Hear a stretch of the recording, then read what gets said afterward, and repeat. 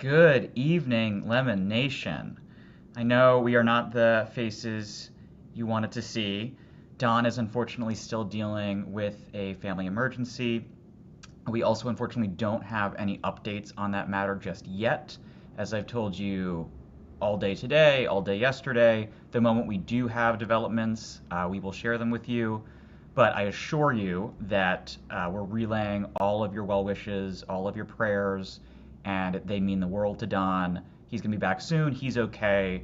But unfortunately, at least for this evening, you're stuck with my ugly mug and Nikki's gorgeous face. Oh, Nikki, how you doing? I'm fantastic. Well, as fantastic as one can be. True, true. Well, while we don't have Don, and you are stuck with us, we have a fantastic guest for you this evening. Amaka Nato is the host of the Gentle Chaos podcast, which explores community and personal growth. She also happens, unfortunately for her, to be one of my oldest and dearest friends. We have shared many a margarita and many a monologue with one another for more than a decade now. Jesus. Amaka, how are you doing? I'm doing fantastic. Peter, thank you guys so much for having me. Of course. You're Thank you for welcome. coming on. How are you doing? I'm doing swell. I think I can't be better. I'm amongst incredible company, so I'm just really excited to be here. I'm doing pretty well. Lovely. Well, we've got some deeply depressing and some fun topics to talk about today, but I feel like we should start with the breaking news. Andy, if you wouldn't mind throwing up a headline. This broke just about an hour ago, a little bit more.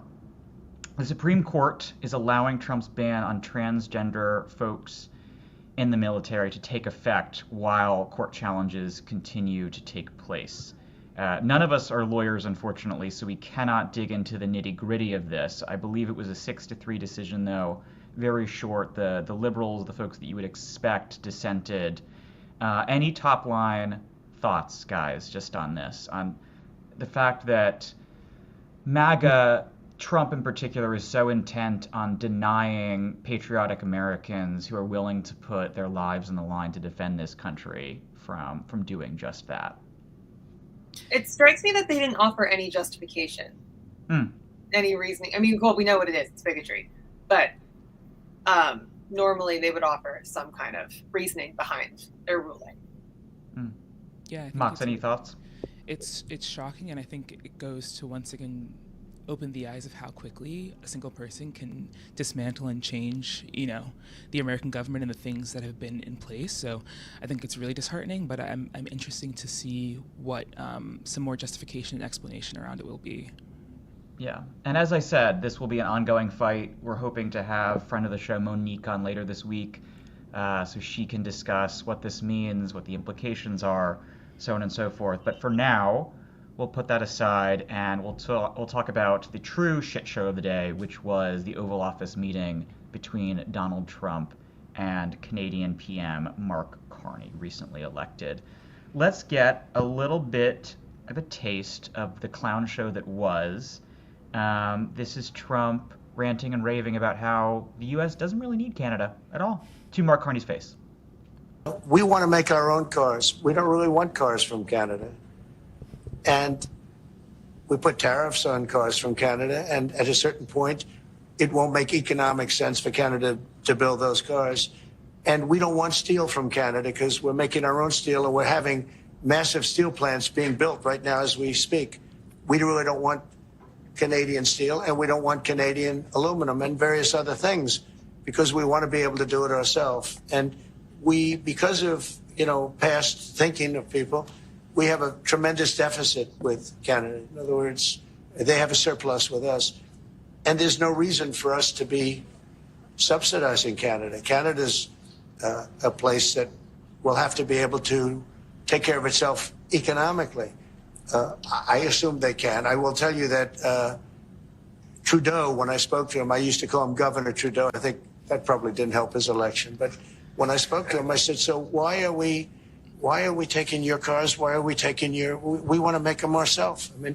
I said, and if the price of your cars went up, or if we put a tariff on your cars of 25%, Sorry, What Andy, would can that we mean cut to you? this? I can't take any more of that asshole. I do want to jump ahead one or two elements in the list. Can we hear how Carney spoke about Trump in America on Liberation Day? I just want to point out. Go. Look at Carney's body language throughout that entire clip. He is exercising every ounce of self-control. I feel like, I mean, I'm shocked. I would have lost my shit long before this, but it's impressive. It's impressive that he kept his cool that whole time. I just want to show folks the difference in energy, though, because I agree with you, Nikki. That's an immense amount of self-restraint. I'm glad he was able to do so. He's probably also thinking in the back of his mind, hey, I know how this went down with Zelensky a few weeks back. I can't risk a major blow-up. But there's nonetheless, maybe this is the little devil on my shoulder. I wanted some of the heat that Carney displayed. This was right after the Liberation Day tariffs were announced. The global economy is fundamentally different today than it was yesterday. The system of global trade anchored on the United States that Canada has relied on since the end of the Second World War, a system that, while not perfect, has helped to deliver prosperity for our country for decades, is over. Our old relationship of steadily deepening integration with the United States is over.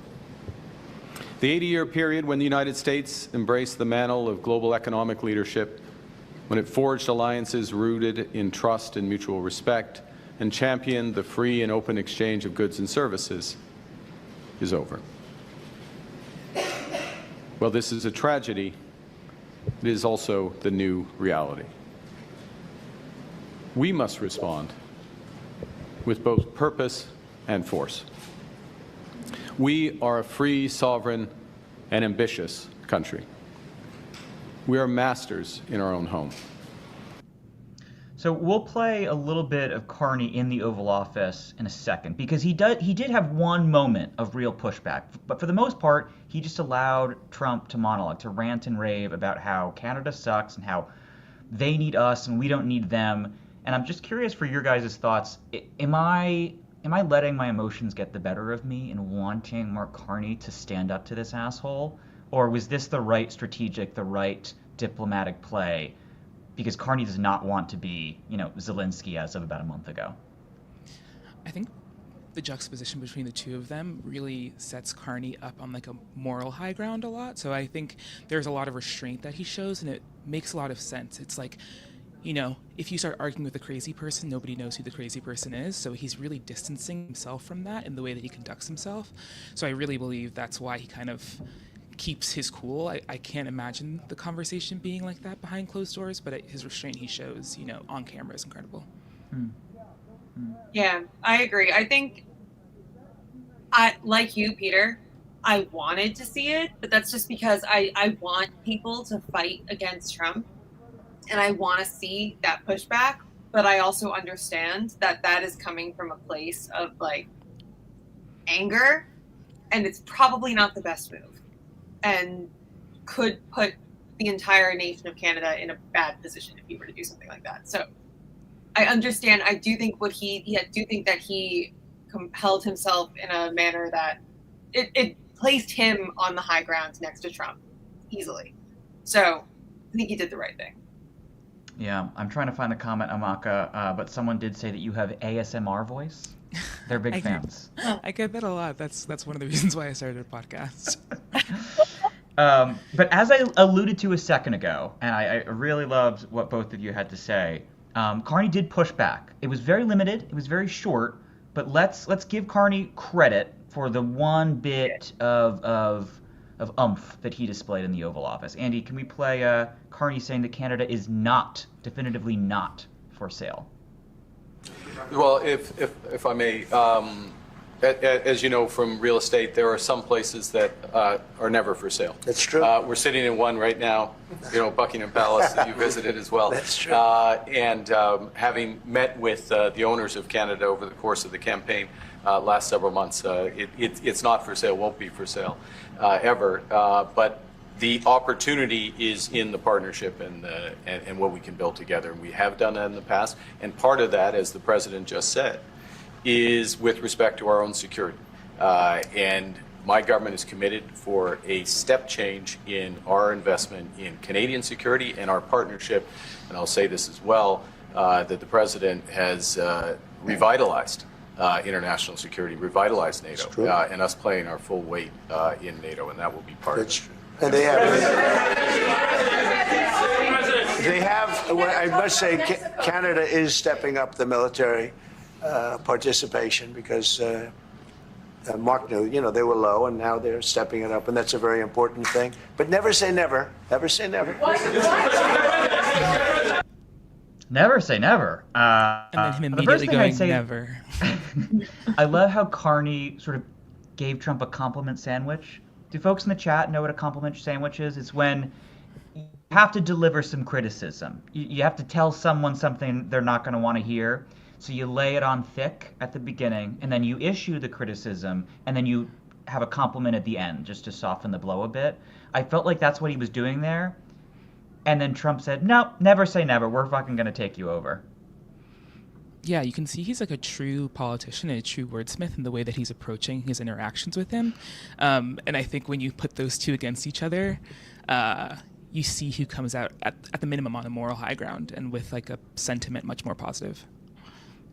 Yeah. Especially on the global stage. I guarantee you there was no one sitting there being like, yes, wrong. Go take over Canada. Yeah, not on the global stage for sure. I do love, and I know this is a tired point by now, but Trump's won an election. His biggest win, I'd say, of his first 100 days was the fact he literally single-handedly resurrected the Canadian Liberals. They were poised to lose by like 20-some points, and they ended up winning by 10, if I'm not mistaken. A 30-point swing. Hi, Max. Sorry. Let's play one more clip from the Oval. I know folks are tired of hearing the Orange God King's voice, but this one final clip I think is it's enjoyable. Let's listen. During the campaign, Prime Minister Carney talked about the American betrayal. How do you react if Canada decided not to shop in the American store as much as before and decided to partner with other countries? Well, we don't do much business with Canada from our standpoint. They do a lot of business with us. We're at like 4%, and usually those things don't last very long. We have great things, great product. The kind of product we sell, nobody else can sell, including military. Look, we make the best military equipment in the world, and Canada buys our military equipment, which we appreciate. But we make the best military equipment in the world by far. The missiles, the submarines, everything we have is really we can kill that. Notch. Andy, if you don't mind, could you throw up the full screen? Let's show the receipts. Let's see. We don't do any business with them. For those of you who are just listening on Spotify, what we currently have up is a chart that shows the top countries that the United States exports goods to. If you're listening on Spotify, wager a guess which country is number one. And if you guessed Canada, you're correct, with more than $349 billion worth of goods exported. So the man in the Oval just does not know what he's talking about. And I think interestingly, he mentions like a couple of big industries, but I was reading about one industry in America that's going to get crushed by the fact that Canada isn't filling them anymore, and that's the U.S. wine industry, which I think is really interesting because the majority of wineries in the U.S. are family owned, but they export the most to Canada, and Canadian liquor stores, etc., are boycotting American wine, and it's literally tanking the U.S. wine industry. So I think, and those are, families and people who have been there for generations. So I think it's going to be the idea that like Canada is going to lose in this war. Like America's already really feeling it in like these smaller random industries that you don't think about, but are really going to impact the person at the end.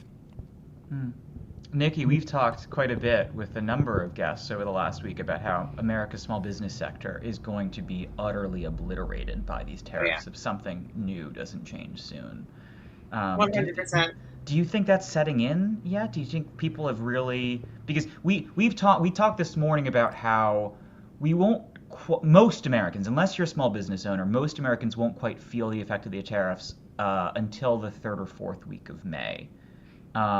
Which is When rapidly approaching. which is rapidly approaching. When do you think, I mean, it's inevitable, but I just don't know when we become aware of the fact that these things will devastate the livelihoods of a huge portion of Americans?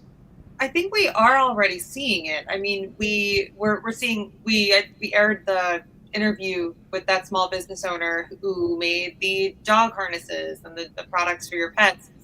And he's already feeling it, as are a lot of small business owners. I think I shared, like, anecdotally, I have myself spoken with people who have small businesses who are panicking because right now the goods that they are getting from abroad, specifically from China, cost so much more.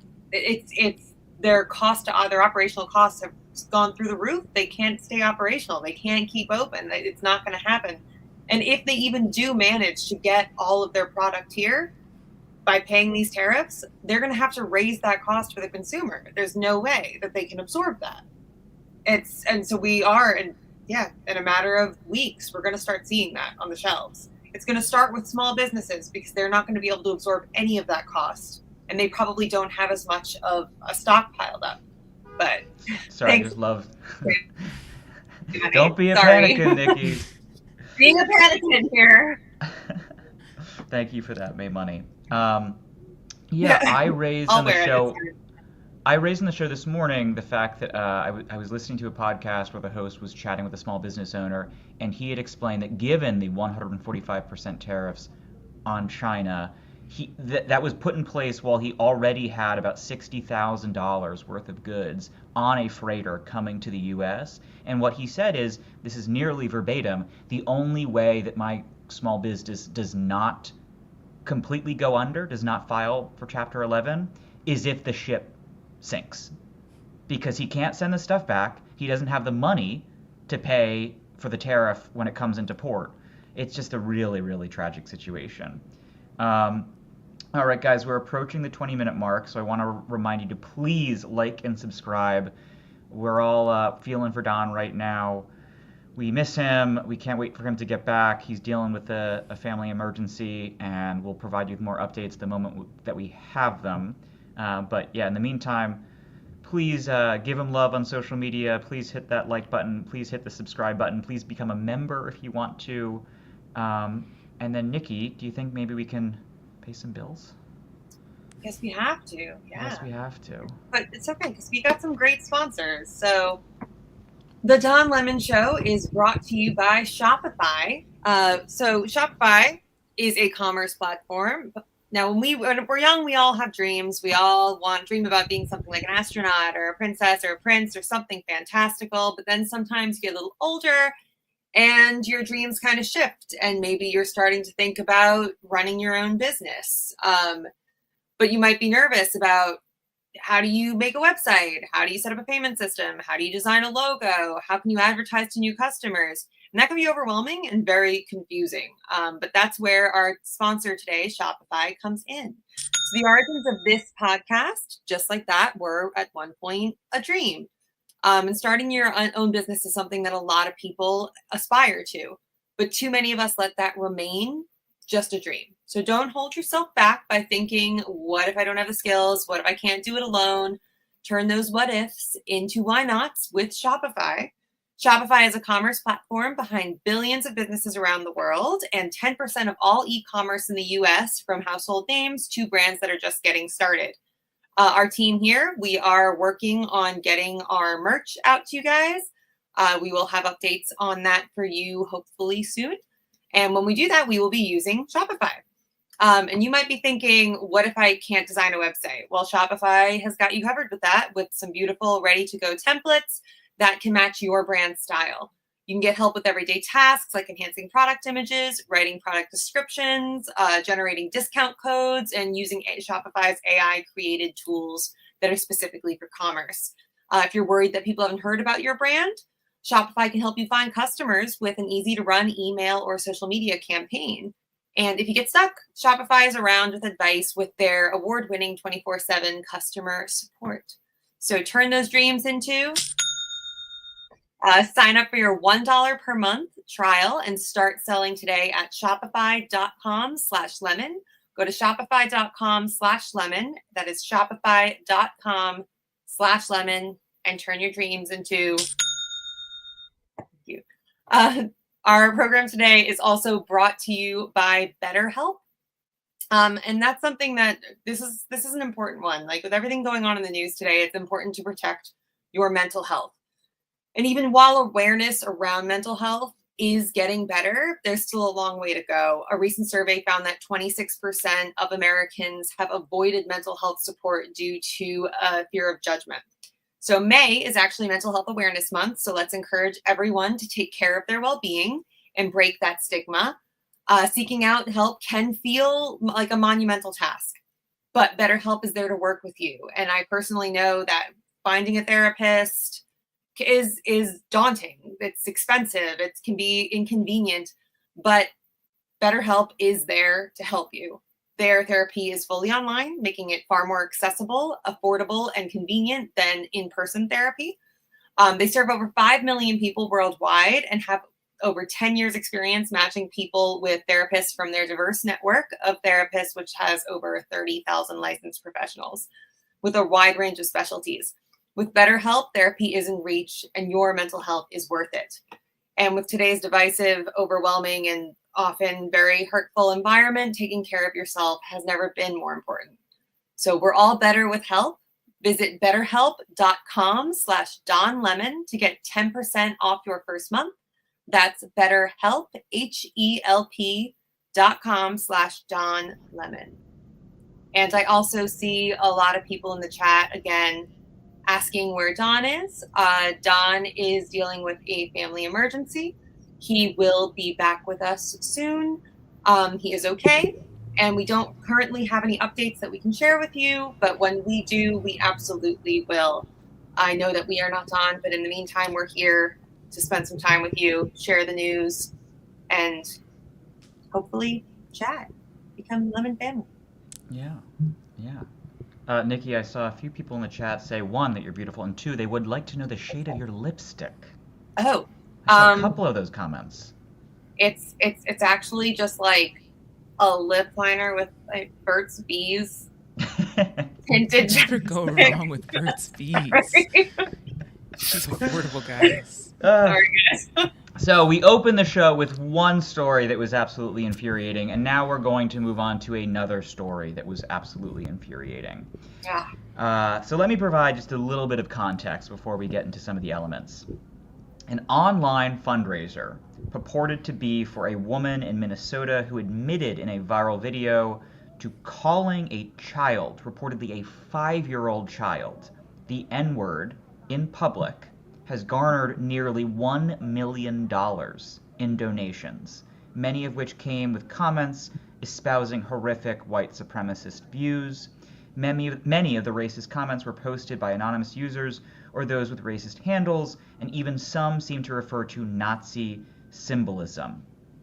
Before we go any further, let's just watch a portion of the video that was shared on social media so we actually know what we're talking about, and then we'll get a bit more context from a gentleman who's been reporting on the story.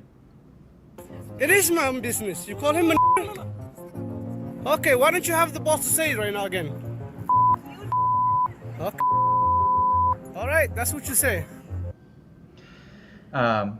It's disgusting. It's unspeakably abhorrent, and then of course you layer on the angle that this woman has been awarded, again, nearly $1 million and has been heralded by certain voices in the MAGA sphere, the MAGA media sphere, I suppose I should say, is really quite gross. Let's hear from Will Sommer, our friend over at the Bulwark, and then let's break this story down. Yeah, so this is a woman named Shiloh Hendricks in Rochester, Minnesota. And, you know, the clip opens with this man who is Somali American saying, hey, you know, I saw you call that 5-year-old the N-word. And then eventually she says, well, yes, I did. And then she starts obviously slinging the N-word at him as well. And so this would be kind of it's sort of a typical, one of these videos we've seen many times before of, someone kind of going crazy, perhaps using a racial slur, and then, getting some kind of online backlash and criticism. But what's unique here is that the right has really rallied around her in a way that I think is almost pretty disturbing when you consider that the original sort of transgression here was saying the N-word to a 5-year-old. And so they've helped her raise hundreds of thousands of dollars. They've said sort of like, by giving her money, this is going to be a way to kind of fight back against cancel culture. So, guys, I have so many words, and yet I'm also at a loss for words. Any initial reactions to all of this? It's horrific and disgusting, and I think also not just the act, but the reaction to it. But I also think we have to remember that America is 250 years old, and if we look throughout the history of America, the violence and the language used has never been bounded to, like, I'm saying this to an age mate. Black children have been harassed by white older women often, so I think it's incredibly painful to see. And my heart goes out to the child who, like, when you're 5, you remember things. But I think, this is the America that we exist in now, and the galvanizing behind her and the support behind her, I think, is also just very indicative of where we are and where America has been for decades. Yeah. Yep. It's, I think we talked about this yesterday. There is no bar anymore, like, that won't be crossed. They've gone so low, and the cruelty is the point. Like, they're proud of their hatred. They're proud of their bigotry. I agree, this has always been there, but it's become almost a badge of honor for them. It's disgusting. I don't understand how this could garner the support that it has. I mean, it's incredibly upsetting to watch. Nikki, to your point, we did discuss briefly yesterday the concept of vice signaling. Yeah. For those of you who didn't watch yesterday's evening show, or if you're not familiar with the concept, during the 2010s, there was a concept that came about called virtue signaling, of course.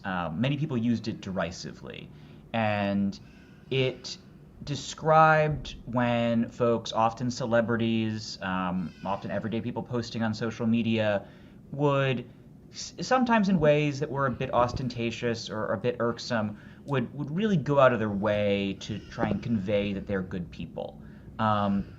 Sometimes it was just like folks doing good things, and they received that insult completely needlessly. And sometimes, in fairness, there were folks, especially like corporate brands, right, who would do certain things or post certain messages that would come off as genuinely irritating, quote unquote, virtue signaling. And what we've seen, I think, over the last several years is this phenomenon, particularly within MAGA, of what's been called on the internet as vice signaling. So it's not just that they don't want to engage in virtue signaling anymore. It's now that to prove that they are good members of the flock, to prove that they are truly dyed-in-the-wool MAGA, they will boast about how viciously awful, in some cases abjectly evil, that they are. And I think this honestly is one of the clearest cases to date, where we can talk about Andrew Tate, who is his own monstrous can of worms, allegedly, and we can talk about other characters on the right, but this story to me just so encapsulates the vice signaling phenomenon, where this woman, my goodness, give me a better example of someone behaving in just monstrous behavior, calling a 5-year-old black child the N-word, and then being rewarded with close to $1 million. Again, I give it up to you guys. I'm at a total loss for words. I think, yeah. I also just think it's so... people are now feel like they're emboldened and allowed to say it by the way that Trump acts. So I think like that is always reflective, going to show in the way that people act now. Like now that Trump's made it okay, now that the people that he has put in office that support him loudly, that he accepts and enjoys the endorsements from, use that type of language out loud, we see people feeling more comfortable and more emboldened to say these things out loud. But I would almost I think that idea of vice signaling is very real here, but I also think this is things that people, it's not a confirmation of I want to be part of this group. Like these are the things and the ways that people speak. Like I can tell stories of times before Donald Trump's presidency where I would hear language like that, and it wasn't to signal, it was because people wanted to use that language. And I think it's not a signal, it's an enjoying of what they feel like they're now allowed to do. So it's incredibly painful to look at, and I hope there is a similar supporting for that young boy and his family. But yeah. I agree. I think that's a good point. The racism is not a signal. It was always there. Now they just feel like they can say it without trying to hide it. 100%. It's horrific. And it also goes to show not just amongst themselves, but to show people, to show Black people, to show whatever the other side of like, she didn't do this isolated in her own. We are ready and excited to give her money because she did the things that we want her to do. Like, do not think she's alone in thinking like this or acting like this. We are going to give $1 million in this economy with the tariffs. They say, yeah, I don't care if eggs are $10. I'm going to give that $10 to a woman who called a child the N-word. God, I didn't even think of that. We are on the verge. We are pirouetting on the cusp of a recession. And these people said, yeah, we're going to give this racist-ass white woman $1 million. Oh, my... Interest rates by the moon. Eggs, $1 million. Cars, expensive.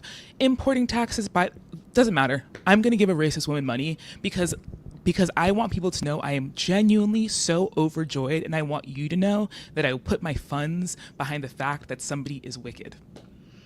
I've had this argument with so many people since before the election actually happened about like, why are people voting for Donald Trump? And so many of my Republican-leaning family members would be like, it's the economy, it's the economy.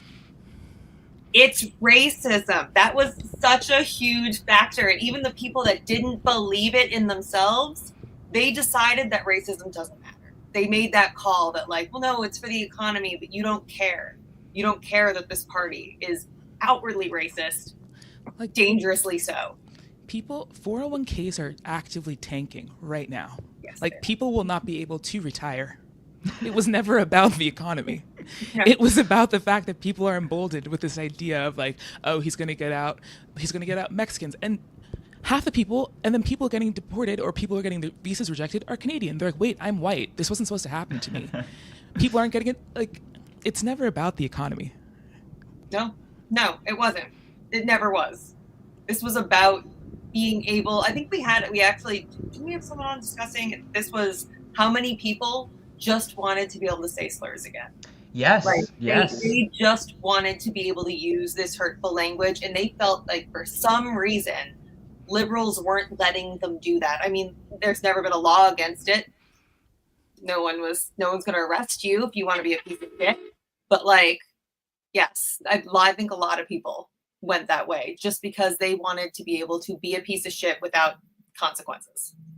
No, to Nikki's point, we chatted with Andrew Zucker last week, and one of the points I raised to him is time and again, we're seeing these articles come out. First, in the Financial Times last November or December, where they spoke to a bunch of top bankers, and there was this one, obviously very rich man in particular, who said, I'm elated that Trump won. Why are you elated that Trump won? Because the possibility of lowering taxes?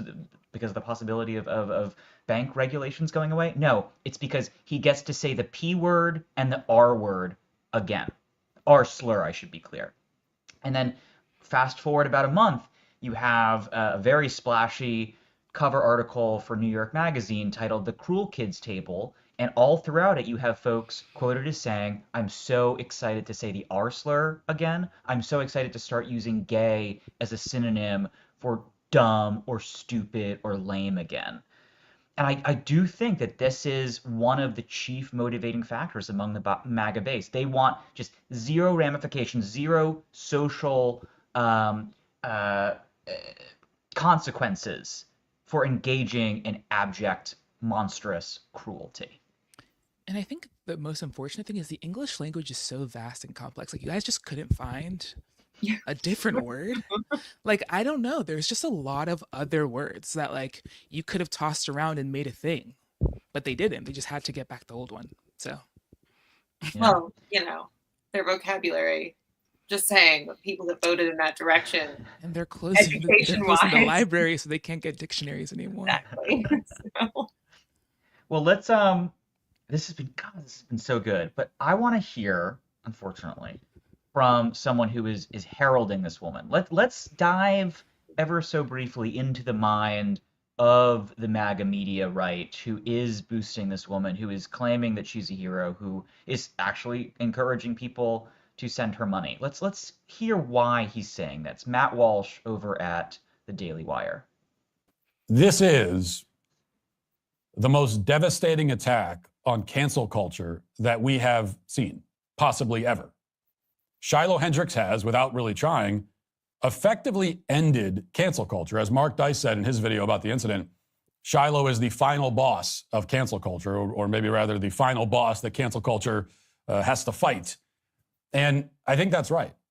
And this is the part that many conservatives seem to be missing. All they see is that this woman said something bad and is now getting rewarded for it. The whole thing is so unsavory that they can't help but recoil. And yeah, it is unsavory. You wish that Shiloh had said or done something that we could affirmatively defend. That would be much easier.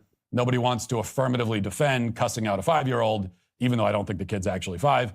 But none of that is the point. The point is that the only way to put an end to this routine, the routine where the outrage mob mobilizes and assembles to destroy somebody's life, is to disincentivize the routine. And the only way to disincentivize that behavior is to reward the person who's being targeted. What? At what age? Yes. At what age are we okay with calling kids the N-word? Yeah, exactly. Like, I'm sorry. I don't think he's 5. I don't think he's 5. He's actually 9. And when you hit 9, actually, when you break into middle school, that's when you can just use whatever slur. Like, I'm lost as to, and also this goes to the over maturation of Black children. He's 5. This idea that like a 12-year-old is now this hulking black mass going to hurt me, and he's 5. He's not really 5. Maybe he's 13, and that makes it okay. Black children are children, number one. Like, most importantly, he's 5. I can't even. Next. Over back to you before I start sweating or something. And even if he was 50, it doesn't matter. Like, when is it okay? When are we arguing that the N? Because there's either we're arguing that the N-word is okay, or we're saying the N-word is bad. There's no age like contender of when the N-word gets bad. From the birth canal to the grave, it's bad throughout. It's bad all the time. And I think also, this I'm sorry, I was going to say that this rallying against cancel culture. Have there been instances where people have rallied to get rid of someone for something, a small indiscretion? Yes. But I can't stand all of this, we have to stop cancel culture. If you do something terrible or you say something terrible, life has consequences. There are consequences. You're not getting arrested. This isn't an infringement on your free speech. But people are going to think, if you act like a horrible person, people are going to think that you are a horrible person. It drives me crazy that this is the hill they're going to die on. Also, there's this idea of cancel culture, quote unquote, long-term ruining people's lives. And I really also just don't know all the time that happens. Like, people will be mad at this woman. It's May 6th. People will be mad at her latest till May 23rd. And then probably. And then the tariffs.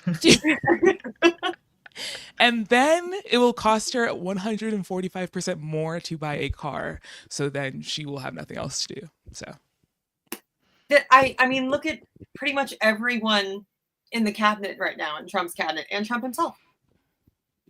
Were they canceled? I don't see it. I don't see it anymore. Louis C.K. is selling out Madison Square Garden, with the exception of like truly the worst of the worst, like Harvey Weinstein, Right. who is rotting in prison. Everyone who was quote unquote canceled is killing it right now, is doing better than ever. And I even totally. if you believe that like people should be able to have redemption for doing horrific things, that doesn't mean that we just decide that, well, I guess all horrific things are okay now. And that actually, if people deserve second chances, you would believe in restorative justice. And I know they don't believe in restorative justice, so they're just posturing. We actually discussed that this morning. Yeah. They believe in it for themselves, but not for anyone else. If you're a white MAGA follower, sure, yeah. January 6th, that didn't happen. Pardon everyone. But anyone else, absolutely not. And it's like also thinking about the fact that she's like carrying her child who looks about 1.5. You must remember that like everything that we are seeing are not like new ideas that were poofed up. These are things that have been entrenched in people since they have been children. These are thoughts that they've been raised around and have been swirling around in their homes. This is words they've heard casually. Like, these are all of what's coming to the forefront right now. Like these are not, they didn't get these ideas from Trump and get these words from Trump. Like all of these things were already happening in people's homes, in people's backyards, at their cookouts. There was no cameras. And now people are just emboldened and we're seeing them now. Yeah. Well, as a perhaps half palate cleanser, we do have this lovely full screen from YouTube earlier today, because apparently there is some controversy. Andy, can you pull down the scroll for just a second? Thank you, brother. Yeah, some interesting chaos over at the Daily Wire. You'll see above, for those of you listening on Spotify, or I suppose you won't see above, the Matt Walsh's show was titled "How the Shiloh Hendrix Case Killed Cancel Culture," and then right below it, published just 2 hours prior to Matt Walsh, his show is titled "Stop Giving Your Money to Crappy People." So, I mean, technically Ben Shapiro is Matt Walsh's boss. Right. Like, who knows? Who knows? But, like, Amaka, you were saying? No, I just said the day that Ben Shapiro is. I just never thought I'd see this one. Broken clock is still correct twice. But if you're losing Ben Shapiro, oh God, you've gone far. Nikki, shall we make some money? I suppose we must. Yes. That brings me to our last sponsor for today. Our show is sponsored by the Freedom from Religion Foundation. So have you ever been on a road trip and you're with a person that insists on controlling the music and every aspect of the trip, and you're just trying to enjoy the ride, but you're stuck listening and doing everything that they want to do? No discussion. There's no compromise. It's just their way or the highway. That's kind of what's happening right now in this country with Christian nationalism. Some folks want to take over the wheel and force everyone to follow their beliefs. They want to shove religion into our laws, our schools, and even our personal choices. But this country was built for everyone, not just one group. And that's where the Freedom from Religion Foundation comes in. You can think of them as the GPS for keeping church and state in separate lanes, which is exactly what the founders intended. Religion is, of course, such an important part for so many people's lives, and it should be practiced how you see fit, but it needs to remain a personal choice. So whether you have always been secular, or you left religion behind, or you are religious, but you don't want someone else dictating that trip for you, FFRF has your back. Join us. You can go to ffrf.us/freedom, or you can text Dawn to 511-511 and become a member today. Text Dawn to 511-511 or go to ffrf.us/freedom, because when it comes to freedom, we all deserve to choose our own way. So for membership information, text Dawn to 511-511 today. Text fees may apply. Thanks, guys. Thanks for bearing with me while we go through the ads. Of course. Also, you'll be happy to know that during that ad read, I saw two people, once again, Nikki, say that you look like a young Anne Hathaway. And I saw at least one person, again, say, Amaka, that you have a beautiful, beautiful ASMR voice. Very comforting. Hi, Max. So we've covered most of the major news of the day, so I thought we could, for the latter third of the show, final third of the show, talk about some issues that are a bit more evergreen, some pet peeves, pet projects, choose your term, that Nikki, Amaka, and I have all been thinking about over the years. Amaka, you and I were on the phone last week, and we were talking about the loneliness crisis in America. And it's fitting that we were, because we have some new polling on this that I think is quite interesting. Andy, if you wouldn't mind throwing up that NBC News full screen. So this was conducted, if I'm not mistaken, just about a week or so ago. And the poll says that young Americans are more likely to feel lonely and anxious about the future than ever before. Andy, are we able to scroll down? No worries. Oh, cool. I'll just read a little bit. Younger Americans, particularly those in Gen Z, tend to describe themselves as feeling lonelier and more anxious about the future than their elders, according to findings in the new NBC News Stay Tuned poll powered by SurveyMonkey. Let's just go a little bit further.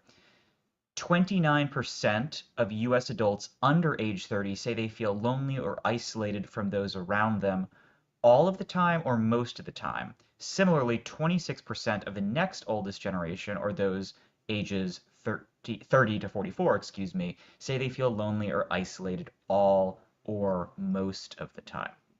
Okay, so y'all have to forgive me. I know I've been saying this name far too often. I really seem like a stan, just an obsessed lunatic, but I am going to say his name one more time. Derek Thompson. Here we go. Derek Thompson had a piece in The Atlantic back in January titled The Antisocial Century. And what Derek wrote about is about this topic, why we're all feeling so lonely, why we feel as if our lives are less fulfilled than they used to be, particularly young people.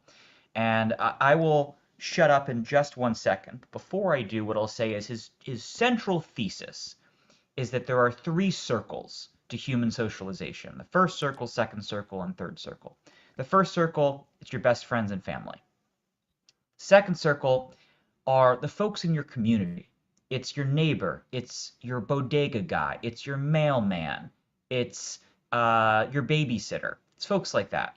And then the third circle are sort of your identity group community, specifically folks who, in many cases, you meet online. So say you're a transgender American. There aren't too many transgender Americans. It's less than 1% of the population, but social media has been excellent in connecting all those different folks. Say you are Black or gay, or name your identity. Through Facebook, through Instagram, through TikTok, you've found a lot of other people who are like you, and you're able to connect. What Derek Thompson argues is that first circle is still doing fine. The third circle is doing great. But the second circle, your bodega guy, your mailman, your neighbors, those social connections is just cratering. And his thesis is that's why one, we've become so polarized, why politics has become so hateful and hurtful, and why we also feel so lonely. So I've ranted and raved for long enough. Nikki, Amaka, you guys have the floor. Amaka, I know you have some thoughts about this. What's going on here? And should I seek medical help for my obsession with Derek Thompson? I think it's it's fun and healthy, and there's worse people. It could be Andrew Tate, guys. So let's not be that sad about that. But I do think I think this article is really, really interesting and fantastic. But like we were talking about before, I think it's, yes, that first circle, that first group, so your family, your best friends, you are more interconnected than ever. My brother lives in Florida. My sister's in Madrid. I can call them. I can FaceTime them in a way that I could never before. And that second circle is falling apart, like, and I think there's a lot of reasons why it began to fall apart. And then that third circle, interestingly, he talks about, finding community online.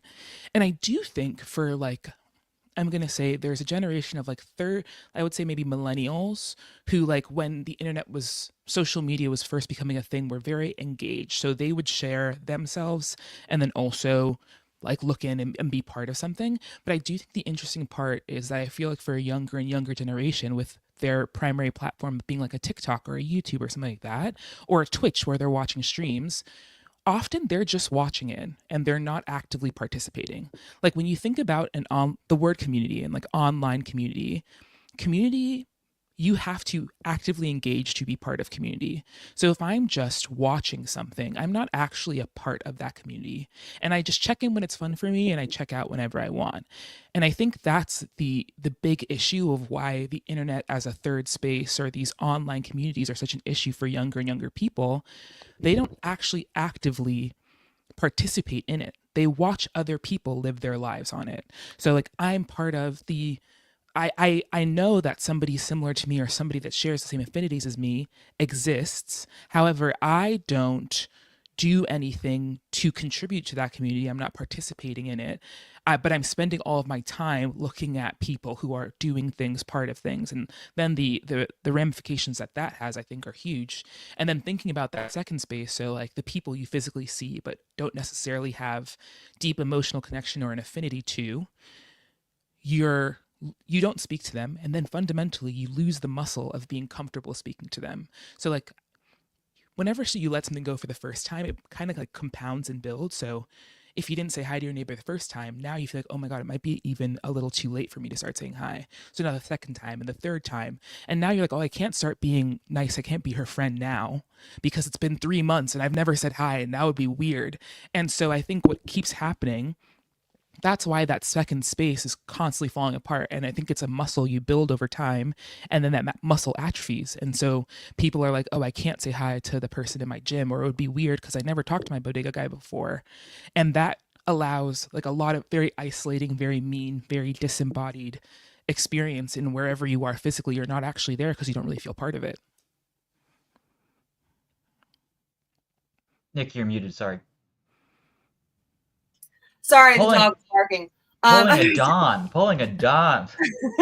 This is the Don Lemon Show, for real. I am. I had to make you guys feel like you're at home. So, yeah, there we go.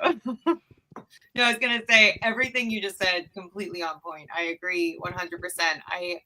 I think, and like kind of piggybacking off of that, I think that's why we're so divided even politically now, because that second space, that's where you're going to meet people that aren't like you, that are from other backgrounds, that maybe someone that grew up in a different class structure, or someone of a different race or a different sexuality.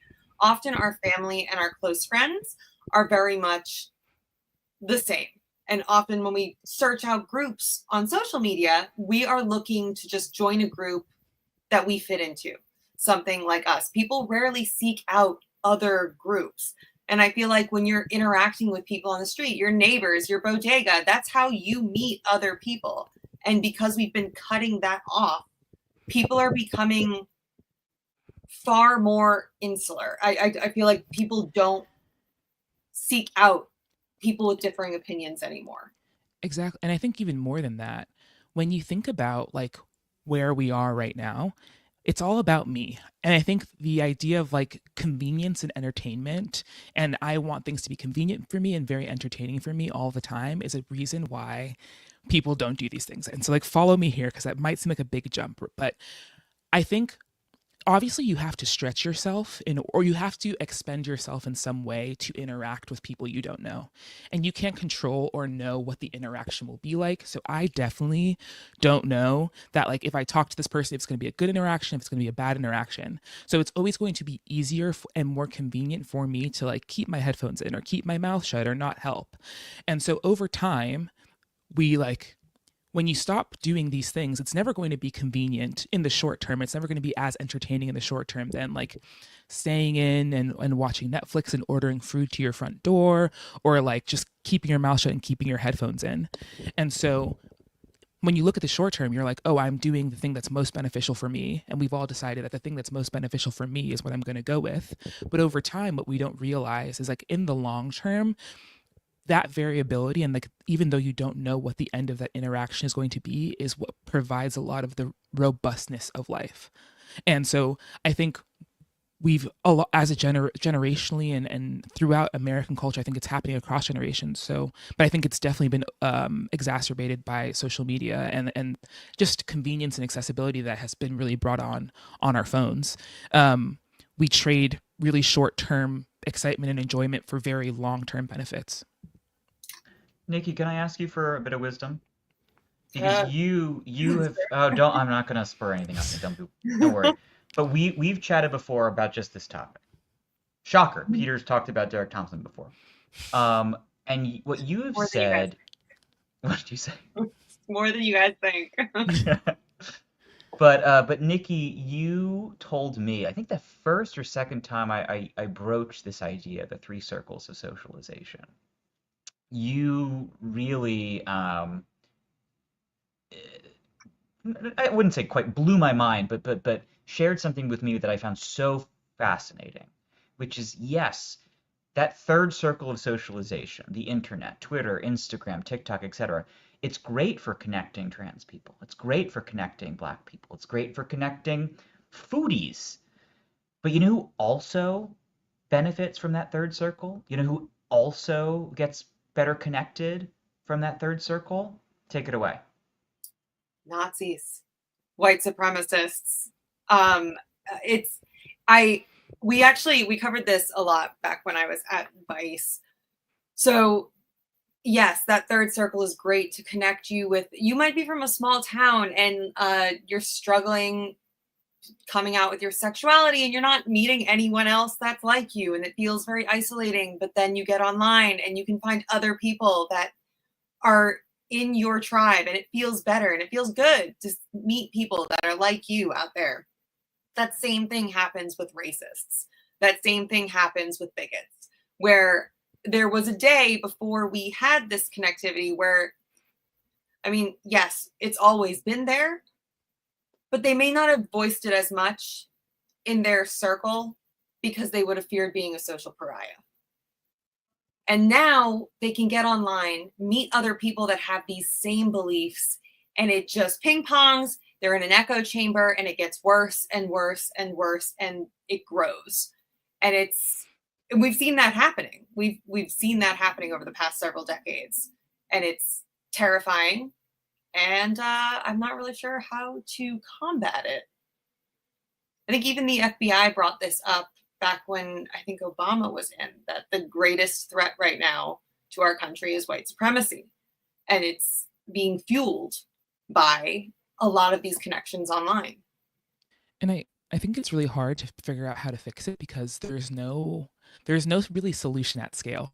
Like I think in like almost like a religion of economics. Like, how do we do this scalably across the whole nation in like one piece of legislation or one fell swoop? America is so diverse, so the solution to this problem is going to look different across America, like across all of these groups. And I think it's really difficult to do this in like a really broad stroke, scalable way. I personally really do believe it comes from like a grassroots, like small incremental rebuilding of the personal connections of the people we can physically see, and then I think like it builds over time. I don't think there's really a way, unless like the government somehow facilitates like a teach or like a Teach for America, but like Get to Meet America, and I don't think the government is going to do that. Certainly not this one. 100%. Yeah. Amaka, do you have like 3, 4, 5 more minutes that you can stick around? Absolutely, for you, of course. Let's have a palate cleanser. Well, let's have 2.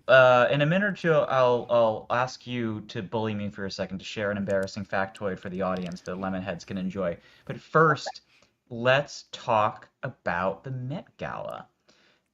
So for the Lemonheads in the audience, our 2 p.m. drop today was a conversation between me and Samantha Berry, the editor-in-chief of Glamour. And as a couple of the Lemonheads pointed out, it was rather rich to have two white people talking about black dandyism. I So he brought a understand. black person in her two-tone shirt to talk about the blacks blacking it up over on the Upper East Side at the Met Gala. Don't worry, I'm here, everybody, to talk about black people being black. Um, so the audience is primed for a conversation about black dandyism, about the Met Gala. Amaka, what did you like? Who stole the show? What Uh, looks?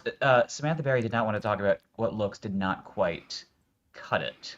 So if you want to be negative, go negative. I'm actually going to be incredibly positive because I love black people. I think Tracy Ellis Ross looked phenomenal. I think, actually, just going back to the spirit of black dandyism, so much of what black people have done is like really shown and defied society through their fashion. So I think Tracy Ellis Ross's outfit was phenomenal. Janelle Monáe, I think, looked incredible. I think she embodies black dandyism like every day. I think Andre I'm so sorry. 3000. I don't mean to interrupt. For the folks who didn't catch the show, can you explain what black dandyism is? I can't do it as well as the person from Glamour did. So please just go back and listen to that. But I think basically what it is like there was a fashion movement throughout, US history that was really defined by this incredibly tailored looks, incredibly well polished, and it was kind of a fighting back and a pushback and a rejection. I wouldn't call it necessarily a rejection, but a way to kind of reclaim through fashion. And it's these incredible suits, very well tailored. Colors are generally around like a black and a red, but it really shows, and it continues throughout, I think, American fashion history. But it really kind of just shows this incredible polish. That was very, very big and important for for the black population in the U.S. But And yeah, back to your favorite looks. Yes. Tiana Taylor, phenomenal. Lewis Hamilton, Coleman Domingo, I think were amazing. Zendaya's suit really showed the tailoring aspect, and I think it was just completely white, and so I think that contrast really was amazing. Who else was really great? Shabuzi, I think, was phenomenal. Io Debris was phenomenal. I just think so many people looked really good. I don't even know if I said Lewis Hamilton. I think he looked great. Damson Idris also did an ode to the F1 movie he has coming out and kind of did a rip away into an incredible suit. So I think everyone just looked really, really good. And it was dandy as hell. Nikki, do you have any thoughts? Do you have any favorites? No, I did not watch the whole thing. From what I saw, I thought Tiana Taylor was fantastic. I was really drawn to Zendaya's outfit and the hat. Loved the hat. I'm going to just preface all this with I have negative fashion sense. I have neither of us are fashionistas. I do not know how to dress myself. I have to like call my friends and be like, I need to look nice, please. I can't wear leggings today, so someone tell me how to dress. So this is just what I saw and was like, wow, I'm fascinated. Like I love Diana Ross's look. It's just I don't know, something like the ones that caught my eye. I know Samantha earlier was saying Lauryn Hill. I did really like Lauryn Hill's look with the umbrella. That was amazing. Yeah, it was all pretty good. And I think it was also an incredible theme. It was picked, I know, sometime in October, where I think we were in a different space as a nation. So I think to have the year that we are having and then get to have a Met Gala really celebrating, how iconic in American history black fashion, specifically black dandyism has been, I think was really incredible for, the black community. So I loved it. Yeah, it was really good. And I'll just quickly touch on two things that I chatted about with Sam. One is that both of us were really impressed, and granted this is anecdotal, but from the overwhelming response that I saw on social media is that folks were really really happy that some folks took some risks and respectfully engaged with the theme. Folks were disappointed when folks who are not in the black community just showed up in a tux. Boring. Why are you showing up in a tux? Be thoughtful about it. Be respectful. Engage earnestly, thoughtfully, And then you can still dress. You can embrace the theme of Black dandyism, and I think that there are a number of folks from various races who are not within the Black community who did it and received a ton of praise online. Samantha and I were both like, this was cool to see people from so many different walks of life celebrating and paying respect to this one particular art form, culture, however you want to put it. And the second thing I'd say is that Sam and I connected about how it was so nice to have a short reprieve from how dark the world has been. The news is so dire. He who must not be named, our commander-in-chief sitting in the Oval, just every single day haunts us with headlines, dour headlines galore. It was fun to just engage in some frivolity. It was fun to engage in some camp and to see artists, putting out these beautiful fashion ensembles. And again, I will reiterate, like Nikki, I am no fashionista, but I can recognize like some really cool shit when I see it. And the very last thing I'd say, and I'll give the floor back to you guys, is that I talked with Sam about how in this media environment where everything is siloed, we're all in our echo chambers. There is really no monoculture anymore. To me, I feel like the Met Gala is able to cut through. And again, I don't really follow fashion accounts. I don't care too much about fashion, to be perfectly honest. But last night, watching all of these sick outfits pop up on my feeds was lovely. I really liked it. Yeah, I think Black people have constantly been like, I think the joy is so necessary to remember why you're fighting and why you're doing things and why you think the things that are important are important. And I do think the Met Gala is, I think 77 years old. So I think it's incredible to have that one moment that like brings Anna Wintour, the head of Vogue, brings different people across different industries. You have R&B artists, you have, Stephon Diggs was there. He's in the NFL. You have WNBA players. You have Jalen Hurts. So you have people from like across all of these different industries, all of these different segments, really coming together. So that's what I think makes it a moment where all of kind of American culture comes together, because they pull people. You care about somebody from all these different parts of, American pop culture, American culture. All of them kind of come together for one night at the Met Gala, which is what makes it kind of this time that kind of almost feels like everyone's almost stopping and looking. Yeah. Amaka, thank you so much for joining us. Thank you for having me, guys. What's one humiliating but not so humiliating fact that you'd like to share with a Lemon Nation about me? I think Peter has been amazing since literally we were like 13. Are you gonna give me a compliment sandwich right now? Are you giving me a fucking compliment sandwich? I'm taking notes. But what I will say is Peter used to drive up to school in the most obnoxious Camaro ever. And I remember, right, thank you. And I remember the first time I think Peter was like, oh, I'll drive you. I don't know if it was drive you home or drive you to like Panera or something like that. And we were walking in the parking lot and I was like, oh my God, like whose obnoxious car is this? And it was Peter's. So just know, and he had it for years. He had it for years. For the record, was he calling you to hop in and you were like, I was literally like, this is so embarrassing, guys. For the record, I had no choice in the matter. There was a certain family member who said that he would pay for half of it because he thought it would masculinize me. You couldn't have gotten like a Jeep 4x4 or something?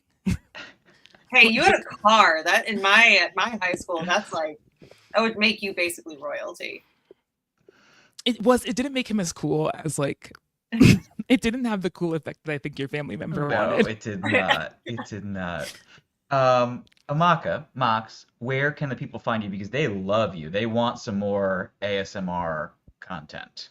Of course. Well, I have a podcast. It's called Gentle Chaos Podcast. You can find it Apple Podcasts, Spotify, Audible, and you can follow me on Instagram at amaka.nato, and you can follow the podcast gentlechaos.pod if you want to hear my voice a little bit more. Awesome. Nikki, I think it's your turn today.